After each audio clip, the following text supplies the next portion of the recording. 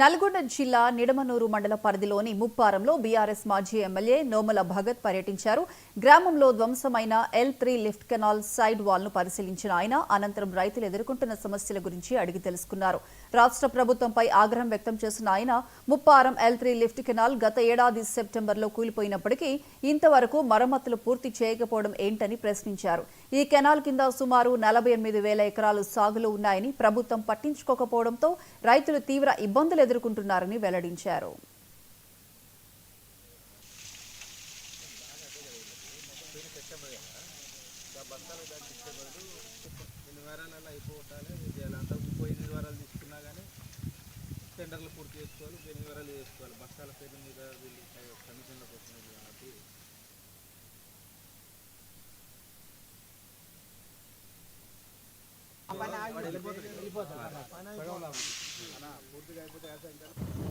నాగార్జున సాగర్ నియోజకవర్గంలో నిడమనూరు మండలంలో ఉన్నటువంటి ముప్పారం దగ్గర ఉన్నటువంటి L3 లిఫ్ట్ ఇది పోయిన సెప్టెంబరు ఖరాబ్ అయితే ఇప్పుడు దాదాపు సంవత్సరం గడుస్తుంది.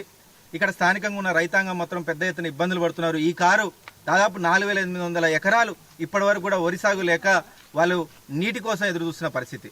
దీనికి టెండర్లు వేసి ఇప్పటి వరకు పూర్తి కాకపోతే దాని మీద ఒక్కసారి కూడా సమీక్ష చేయకుండా ఇక్కడ స్థానికంగా ఉన్నటువంటి కాంగ్రెస్ నాయకులు కానీ అక్కడ ప్రభుత్వం కానీ ఏమాత్రం పట్టించుకోవట్లేదు.